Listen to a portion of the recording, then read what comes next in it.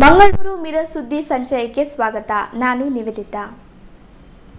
ಮಂಗಳೂರಿನ ಮಳಲಿ ಮಸೀದಿ ವಿವಾದಕ್ಕೆ ಸಂಬಂಧಿಸಿದಂತೆ ವಿಶ್ವ ಹಿಂದೂ ಪರಿಷತ್ ಸಲ್ಲಿಸಿದ ಅರ್ಜಿಯ ತೀರ್ಪನ್ನು ನ್ಯಾಯಾಲಯ ನವೆಂಬರ್ 9ಕ್ಕೆ ಮುಂದೂಡಿದೆ. ಮಳಲಿ ಮಸೀದಿಯಲ್ಲಿ ಹಿಂದೂ ದೇಗುಲ ಆಕೃತಿಯ ಕಟ್ಟಡ ಇದೆ. ಮಸೀದಿ ಸಮುಚ್ಚಯ ಸರ್ವೇಕ್ಷಣೆಗೆ ಆದೇಶ ಮಾಡಬೇಕು ಎಂದು ಹಿಂದುತ್ವ ಪರ ಸಂಘಟನೆಗಳು ಮನವಿ ಮಾಡಿದ್ದವು.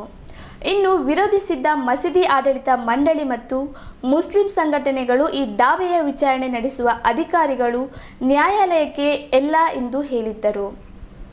ಮಸೀದಿಯಲ್ಲಿ ಕಾಮಗಾರಿ ನಡೆಸಬಾರದು, ಕೋರ್ಟ್ ಕಮಿಷನರ್ ಮೂಲಕ ಸರ್ವೆ ನಡೆಯುವಂತೆ ವಿಎಚ್ಪಿ ಅರ್ಜಿ ಸಲ್ಲಿಸಿತ್ತು. ಈ ಅರ್ಜಿಯ ವಿಚಾರಣೆ ನಡೆಸಿದ್ದ ಕೋರ್ಟ್ ಇಂದು ತೀರ್ಪು ಪ್ರಕಟಿಸಬೇಕಿತ್ತು. ಆದರೆ ಮೂಲ ದಾವೆ ಆಲಿಸಲು ವಿಚಾರಣಾಧೀನ ನ್ಯಾಯಾಲಯದ ಅಧಿಕಾರ ವ್ಯಾಪ್ತಿ ಕುರಿತು ತೀರ್ಪು ಬರಬೇಕಾದ ಹಿನ್ನೆಲೆಯಲ್ಲಿ ಆದೇಶವನ್ನು ನವೆಂಬರ್ 9ಕ್ಕೆ ಮುಂದೂಡಿದೆ. ಧ್ವನಿವರ್ಧಕಕ್ಕೆ ಸಂಬಂಧಿಸಿದಂತೆ ಸುಪ್ರೀಂ ಕೋರ್ಟ್ ಆದೇಶವನ್ನು ಮುಂದಿಟ್ಟುಕೊಂಡು ಕಾಲಮಿತಿ ಯಕ್ಷಗಾನ ನಡೆಸಲು ಮುಂದಾದ ಕಟೀಲು ಶ್ರೀ ದುರ್ಗಾಪರಮೇಶ್ವರಿ ದೇವಸ್ಥಾನದ ಆಡಳಿತ ಮಂಡಳಿಯ ನಿರ್ಧಾರಕ್ಕೆ ಇದೀಗ ವಿರೋಧ ವ್ಯಕ್ತವಾಗಿದೆ.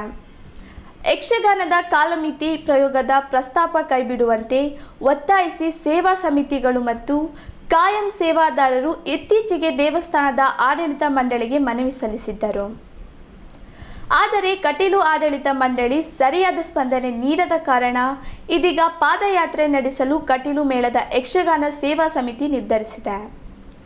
ನಿನ್ನೆ ನಡೆದ ಕಟೀಲು ಮೇಳದ ಯಕ್ಷಗಾನ ಸೇವಾ ಸಮಿತಿಗಳ ಪದಾಧಿಕಾರಿಗಳು ಮತ್ತು ಕಾಯಂ ಸೇವಾದಾರರು ಸಮಾಲೋಚನಾ ಸಭೆಯಲ್ಲಿ ಕಟೀಲು ಮೇಳದ ಯಕ್ಷಗಾನವನ್ನು ಕಾಲಮಿತಿಗೆ ಒಳಪಡಿಸುವುದನ್ನು ವಿರೋಧಿಸಿ ಬಚಪೆಯಿಂದ ಕಟೀಲು ಶ್ರೀ ದುರ್ಗಾಪರಮೇಶ್ವರಿ ದೇವಸ್ಥಾನದವರೆಗೆ ಪಾದಯಾತ್ರೆ ನಡೆಸಲು ಹಾಗೂ ಈ ನಿರ್ಧಾರ ಕೈಬಿಡುವಂತೆ ಮುಖ್ಯಮಂತ್ರಿ ಬಸವರಾಜ ಬೊಮ್ಮಾಯಿ ಅವರನ್ನು ಭೇಟಿ ಮಾಡಿ ಮನವಿ ಸಲ್ಲಿಸಲು ನಿರ್ಧರಿಸಲಾಗಿತ್ತು. ಬೃಹತ್ ಗಾತ್ರದ ಹೆಬ್ಬಾವೊಂದು ಶಾಲಾ ಬಸ್ನಲ್ಲಿ ಅಡಗಿ ಕುಳಿತ ಘಟನೆ ಉತ್ತರ ಪ್ರದೇಶದ ರಾಯ್ಬರೇಲಿಯಲ್ಲಿ ನಡೆದಿದೆ.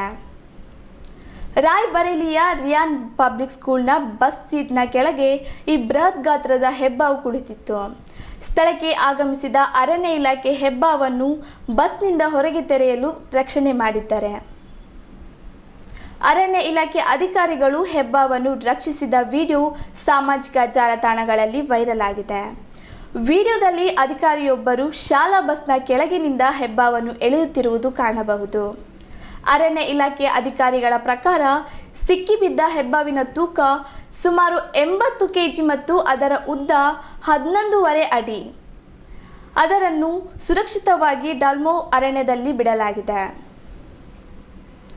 ಖಾಸಗಿ ಬಸ್ ಚಾಲಕನ ಅತಿ ವೇಗಕ್ಕೆ 13 ವರ್ಷದ ಪ್ರಾಯದ ಬಾಲಕನೊಬ್ಬ ನಡು ರಸ್ತೆಯಲ್ಲಿ ತನ್ನ ಪ್ರಾಣ ಕಳೆದುಕೊಂಡ ಘಟನೆ ಮಂಗಳೂರಿನ ಲಾಲ್ಬಾಗ್ ಬಳಿ ನಡೆದಿದೆ. ಮೃತ ಬಾಲಕನನ್ನು ಪಡೀಲ್ ಕಣ್ಣೂರಿನ 13 ವರ್ಷದ ಪ್ರಾಯದ ರಕ್ಷಣ್ ಎಂದು ಗುರುತಿಸಲಾಗಿದೆ. ಸ್ಕೂಟರ್ ಸವಾರ ನಾರಾಯಣ್ ಎಂಬುವರಿಗೆ ಗಂಭೀರ ಗಾಯವಾಗಿದ್ದು ಆಸ್ಪತ್ರೆಗೆ ದಾಖಲಿಸಲಾಗಿದೆ.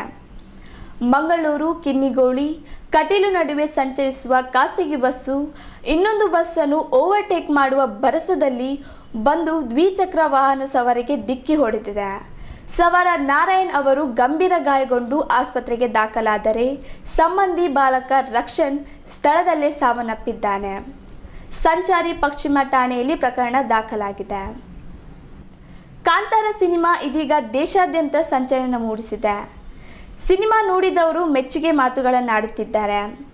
ದೇಶದ ಬಹುತೇಕ ನಟರು ನಟಿಯರು ಸಿನಿಮಾ ನೋಡಿ ತಮ್ಮ ತಮ್ಮ ಅನಿಸಿಕೆಗಳನ್ನು ಸಾಮಾಜಿಕ ಜಾಲತಾಣಗಳಲ್ಲಿ ಪೋಸ್ಟ್ ಮಾಡುತ್ತಿದ್ದಾರೆ.